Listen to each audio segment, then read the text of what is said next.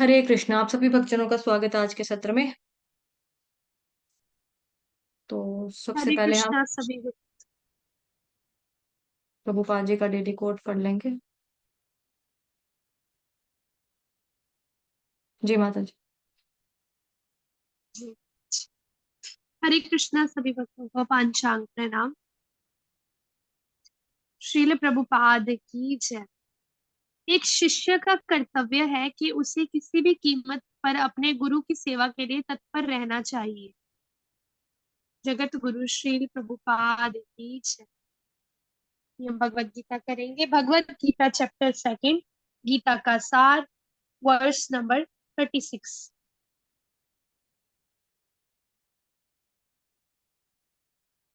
अवाच्यवादांश बहून् विदश्यन्ति तवाहिताः निन्दन्तस्तव सामर्थ्यं ततो दुःखतरं नु किम्। अनुवाद। तुम्हारे शत्रु अनेक प्रकार के कटु शब्दों से तुम्हारा वर्णन करेंगे और तुम्हारी सामर्थ्य का उपहास करेंगे। तुम्हारे लिए इससे दुखदाई और क्या हो सकता है। माता जी तात्पर्य पढ़ दीजिए। जी माता जी। तात्पर्य जगत गुरु शील प्रभुपाद द्वारा शील प्रभुपाद की जय। प्रारंभ में ही भगवान श्री कृष्ण को अर्जुन के अयाचित दया भाव पर आश्चर्य हुआ था और उन्होंने इस दया भाव को न्यायोचित बताया था। अब उन्होंने विस्तार से अर्जुन के तथाकथित दया भाव के विरुद्ध कहे गए अपने वचनों को सिद्ध कर दिया है। तो यहाँ पर कि तुम्हारे शत्रु ने एक प्रकार के कटु शब्दों से तुम्हारा वर्णन करेंगे और तुम्हारे सामर्थ्य का उपहास करेंगे। इसके कहा गया, तुम्हारे शत्रु ने एक प्रकार के कटु शब्दों से तुम्हारा वर्णन करेंगे और तुम्हारी सामर्थ्य का उपहास करेंगे। तुम्हारे लिए इससे दुखदाई और क्या हो सकता है। क्योंकि भगवान जी एक तरह से अर्जुन को रिमाइंड करवा रहे हैं कि सामने वाली जो पार्टी है, यानी कि जो अपोजिशन पार्टी, तुम्हारे जो दुश्मन है, वो कौन है, उसके बारे में यहाँ पर भगवान जी हिंट दे रहे हैं, याद दिलवा रहे हैं मतलब। ठीक है, कि सामने वाली पार्टी जो है वो असल में रियल में कैसी है, वो कटु शब्द बोलने ही वाले हैं। क्योंकि शुरुआत देखो कहाँ से हो रही है यहाँ पे, श्लोका की। अवाच्य वादांश्च।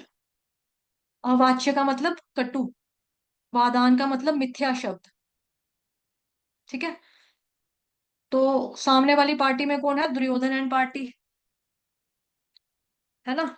तो वो कैसे बोलेंगे, अवाच्य वादांश मतलब, अवाच्य मतलब ऐसे शब्द जो कि नहीं बोलने चाहिए, जो नहीं बोलने चाहिए। अवाच्य वादांश बोलेंगे, वो कटु शब्दों का इस्तेमाल करेंगे, चाहे वो शकुनी मामा हो, चाहे वो दुर्योधन हो। तो शकुनी मामा ने भी कटु शब्द बोले हुए हैं कि अरे युधिष्ठिर महाराज, भले ही आप धर्म को मानने वाले हो, लेकिन क्या ये धर्म है कि जो आपने किया है यहाँ पर। उन्होंने भी टॉन्ट मारा उसको। ठीक है, दुशासन ने भी टॉन्ट मारा, अरे चल पंचाली चल मेरे साथ आजा, रंग महल में आ, सबके सामने मैं तुझे तेरा मतलब क्या करेंगे, मतलब जो भी है ना, तेरे को वो करूंगा, तो चल मेरे साथ चल। तो कटु शब्द उसने भी बोले, दुर्योधन ने भी बोले। दुर्योधन ने तो पहले बोला कि मतलब विदुर को भी बोला था कि जाइए ले जाइए इस पांच पति वाली पंचाली को। विदुर ने मना कर दिया। तो दुर्योधन ने बोला दुशासन जाके तू लेकर आ। तो तू चाहे शकुनी मामा हो, मतलब चाहे शकुनी मामा हो, चाहे दुशासन हो, चाहे दुर्योधन हो, है ना, इन सभी ने क्या किया, कटु शब्द पहले ही एडवांस में आप लोगों को बोल दिए हुए हैं, पहले ही बोल दिए हुए हैं। क्योंकि ये लोग कटु शब्द बोलने वाले लोग हैं, ये पीछे नहीं हटेंगे, इनको मौका मिलना चाहिए। ये मौके का फायदा उठाने वाले लोगों में से हैं। तो इनमें से कोई भी नहीं मानेगा कि कल को अगर आप युद्ध नहीं करोगे तो कोई भी नहीं मानेगा कि तुमने करुणा दिखाई, तुम्हारे अंदर दया का भाव आ गया था। नहीं नहीं, ऐसा कभी भी नहीं होने वाला। भगवान जी ने इसी बात को यहाँ पर हाईलाइट किया है। माता जी सारा कुछ अब आप करवा दीजिए, शिक्षा वगैरह जो भी है। जी। जी माता जी, थैंक यू सो मच। माता जी शिक्षा दूं कि थोड़ा सा ऐड भी कर दूं। सब कुछ अब पूरा आप करवाओ जो भी। जी, जी माता जी, हरे कृष्णा। अपने तरीके से करवाइए जी। तो कल का जैसे वर्ष है 35th वाला, उसमें हमने देखा कि भगवान श्री कृष्ण अर्जुन को कह रहे थे कि तुम्हारा नाम तो जाएगा, तुम्हारा यश भी जाएगा, और तुम्हारे यश को जो इतना सम्मान दिया है, क्योंकि कौरवों को भी पता था, दुर्योधन को भी पता है ना कि अर्जुन जो है वो बहुत बड़ा महारथी है। तो भगवान कह रहे थे कि तुम अगर युद्ध भूमि छोड़ दोगे तो तुम्हें वो तुच्छ मानेंगे। तो आज उसी को कंटिन्यू करते हुए कृष्ण भगवान आज के वर्ष में कह रहे हैं कि वो तुम्हारा कैसे वर्णन करेंगे, कटु शब्दों से। कटु शब्दों में मतलब, कटु शब्द आप समझ गए होंगे, कटु जो होता है तीखे, मतलब एब्यूजिव। एब्यूजिव शब्दों से वो तुम्हें तुम्हारे बारे में बातें करेंगे, डिस्कशन करेंगे कि अर्जुन तो ऐसा है, अर्जुन तो कायर है, और पता नहीं क्या क्या वर्ड्स यूज करेंगे तुम्हारे पीछे। और क्या करेंगे, तुम्हारी सामर्थ्य को उपहास करेंगे कि अर्जुन में तो स्ट्रेंथ ही नहीं है, उसका मजाक भी उड़ाएंगे। तो भगवान श्री कृष्ण अर्जुन को पूछ रहे हैं कि अर्जुन, ये इससे ज्यादा दुखदाई क्या होगा तुम्हारे लिए, कितना ज्यादा, मतलब अगर कोई हमें बोले कि जैसे क्या होता है कई बारी, कोई बच्चा रिजल्ट में फेल होके आ जाता है, तो उसके पेरेंट्स क्या बोलते हैं कि इससे अच्छा तो मैं डूब के मर जाता, कम से कम मुझे बेइज्जती तो ना सहन करनी पड़ती। कई बारी हम देखते हैं ना, हमने ऐसे सीरीज में भी देखा है, मूवीज में भी देखा है, पेरेंट्स कैसे बोलते हैं कि अगर तुम फेल हो गए ना नालायक, मैं तुम्हें ऑटो चलाने भेजूंगा, तुम्हें मैं सड़क पे बिठा दूंगा, मैं तो मर ही जाऊंगा डूब के। तो मतलब डूब के मर जाऊंगा, मतलब इंसल्ट जो है वो मरने से भी ज्यादा पेनफुल होती है, इंसल्ट जो होती है। तो इसीलिए यहाँ पे कृष्ण भगवान वही कह रहे हैं कि तुम्हारे लिए कितना दुखदाई होगा जब सब तुम्हारी इतनी इंसल्ट करेंगे, क्योंकि तुम इतने बड़े महायोद्धा हो, इतने बड़े महारथी हो अर्जुन, फिर भी अगर तुम चले गए युद्ध भूमि से बिना लड़े, तो तुम्हारा सब कटु शब्दों से वर्णन करेंगे ना, तो तुम्हारे लिए कितना दुखदाई होगा ये सब। तो आगे जो है तात्पर्य में अभी हम देखेंगे कि कृष्ण भगवान जो है अर्जुन को समझा रहे हैं अच्छे से, और कह रहे हैं कि प्रारंभ में ही भगवान कृष्ण को अर्जुन के अयाचित दया भाव पर आश्चर्य हुआ। दया भाव मतलब अर्जुन के अंदर जो वैष्णव क्वालिटी है, जो दूसरों के ऊपर दया करने वाली गुण है, जीविर दया, दया की वजह से ही अर्जुन युद्ध नहीं करना चाहते ना कि ये सब मर जाएंगे। तो भगवान ने क्या कहा, उन्होंने इस दया भाव को अनार्योचित बताया। ये वाली दया कोई काम की नहीं है। क्यों? क्यों कोई काम की नहीं है? दया तो कहते हैं हमें करनी चाहिए, क्योंकि अर्जुन जो है वो शरीर के लेवल पे दया कर रहे थे कौरवों के ऊपर, बॉडीली लेवल पे उनको दया आ रही थी कि ये मर जाएंगे, क्या कैसे मैं राज्य सुख भोग करूंगा, सब मतलब स्त्रियां भी अकेली रह जाएंगी, अवांछित संतानें पैदा होंगी, तो उनको बॉडीली लेवल पे दया है। अगर अर्जुन को स्पिरिचुअल लेवल पे, मतलब सोल के लेवल पे उनके लिए दया होती, तो सोल सोल के लेवल पे दया देखो दो प्रकार की होती है। बॉडीली लेवल पे दया क्या होती है कि अरे ये कितना गरीब है, इसको मैं कुछ दे दूं, इसके लिए मैं घर बनवा दूं, इसको मैं राशन दे दूं। तो ये कैसी दया हुई? बॉडीली लेवल पे।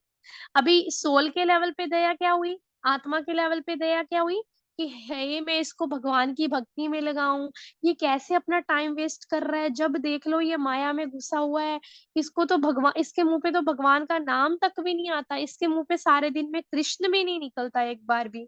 और ये तो कभी मैंने इसके मुंह से शास्त्र के बारे में सुना ही नहीं, कभी शास्त्र भी नहीं पढ़ता, इसके घर में तो भगवत गीता ही नहीं है, इसको तो पता ही नहीं भगवत गीता क्या होती है, किसने लिखी है, इसको तो पता ही नहीं भगवान क्या होते हैं।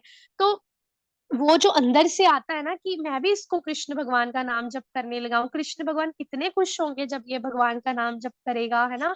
जब ये भगवान के मंदिर जाएगा, भगवान को फल चढ़ाएगा, तो भगवान कितने खुश होंगे। ये भी भगवान का चरणामृत पिए, ये भी तुलसी पत्ता खाए, इसके मुंह में भी तुलसी पत्ता लगे, ये भी तुलसी आरती करे। तो वो कौन सी दया है?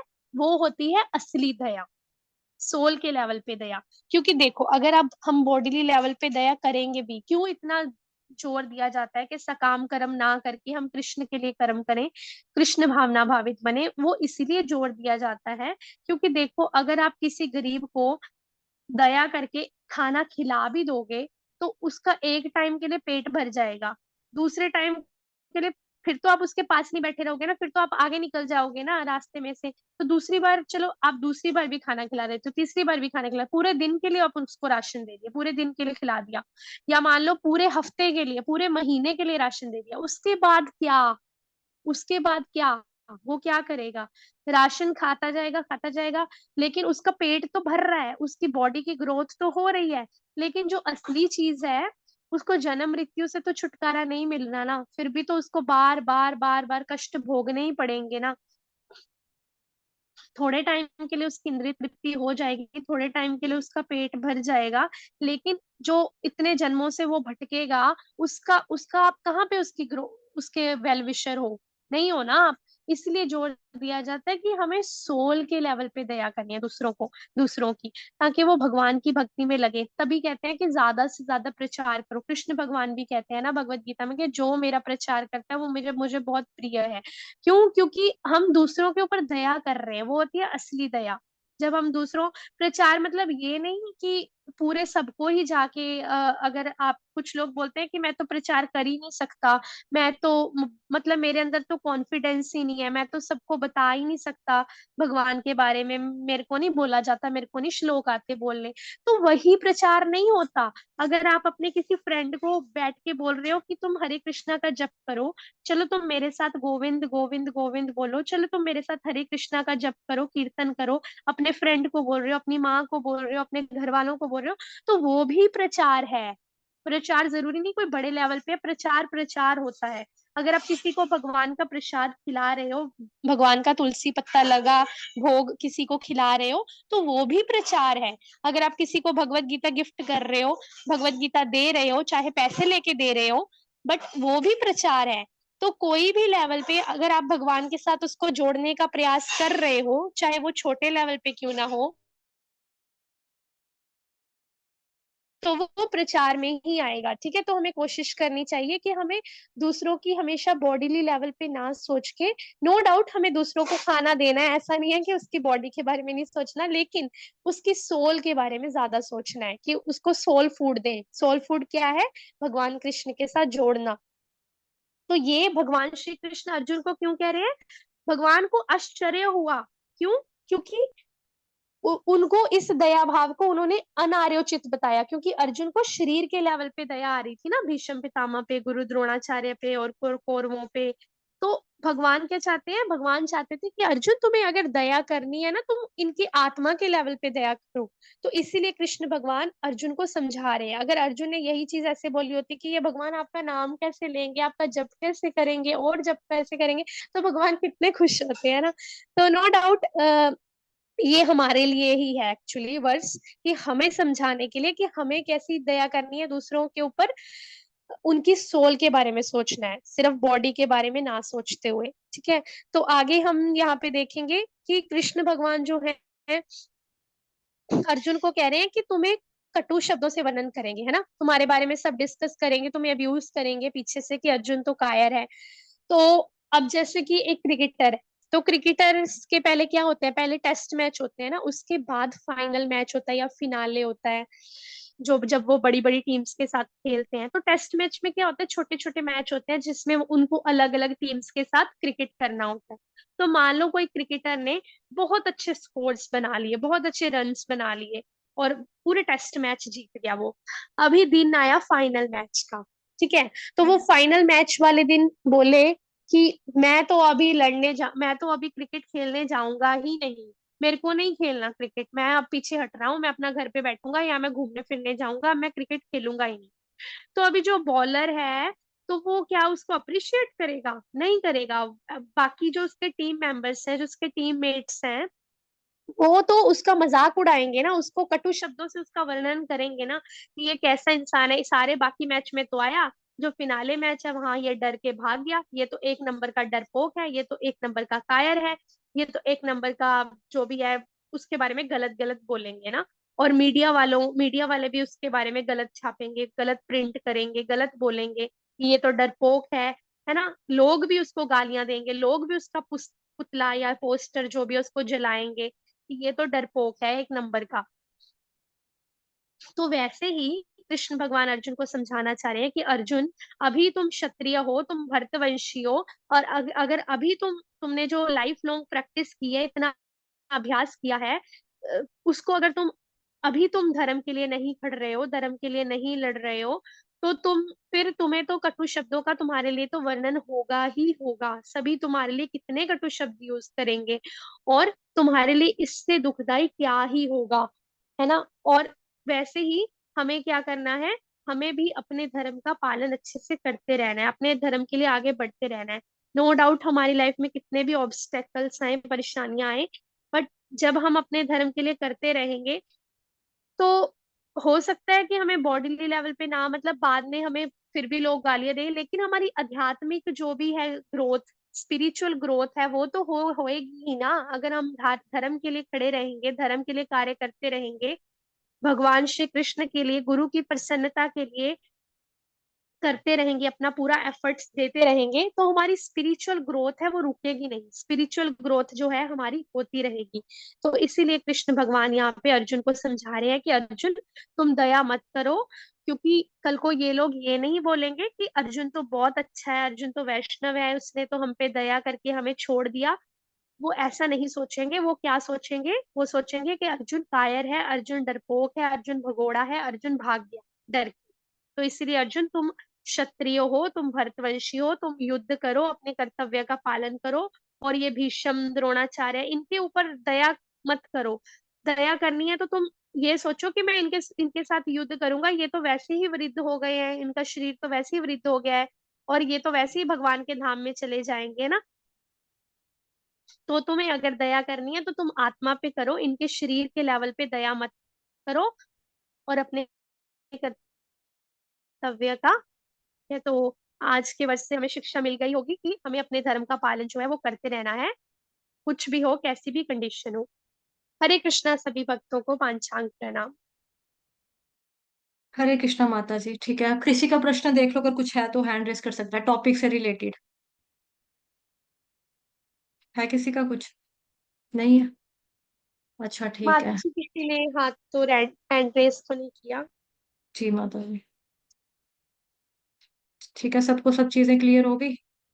छोटा सा ही श्लोक है, ज्यादा बड़ा नहीं है। वांछा कल्पतरुभ्यश्च कृपा सिंधु भयेव च पतितनां पावनेभ्यो वैष्णवेभ्यो नमो नमः।